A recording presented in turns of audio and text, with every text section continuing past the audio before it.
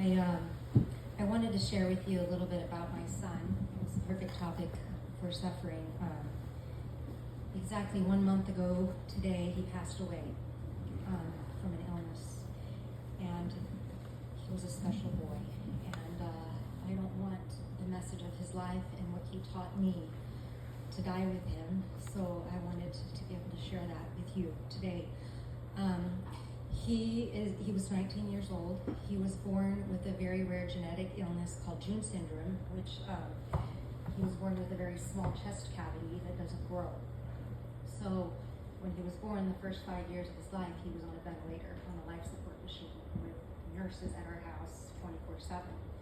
And the only way to treat this illness is by implanting titanium ribs into his chest cavity.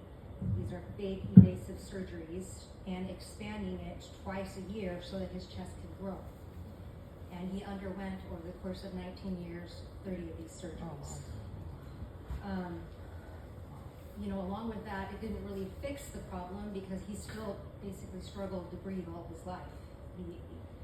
But he covered it up, and he covered it well. And I've never heard him complain a single day of his life. He carried this cross joyfully. And, many kids are born with illnesses, severe illnesses, but he was different. And he basically offered up his whole life for souls, and he was so spiritual. He taught me more about Jesus than anybody. One time after surgery, he had a tube down his throat, and I was in tears, and he wanted to comfort me, and he said, "Come here," and he wanted to write something down, a little message, and he wrote down, "Mom, I am saving so many souls." He offered everything up to God, and he was just reminding me that I'm busy doing God's work, Mom, so don't cry. And I'm trying to see what else I want to say. And he also told me one time that if he was born into this world just to save me, then all this suffering was worth it. And I want to read you a quote that he himself, he had many writings, and he wrote this down. I want to read it to you. My sister on his deathbed asked him what he wanted to be remembered, because he knew he was dying. He slowly deteriorated, was in a wheelchair. I had to bathe him. And he said, "I want to be remembered for things that will uplift people and to help them carry their cross the right way and to see the good that it can produce.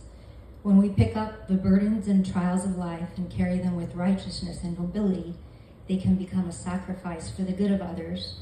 And in that way, nothing is ever wasted. Our sufferings can be used as a grace to make us more holy and to make others around us more holy.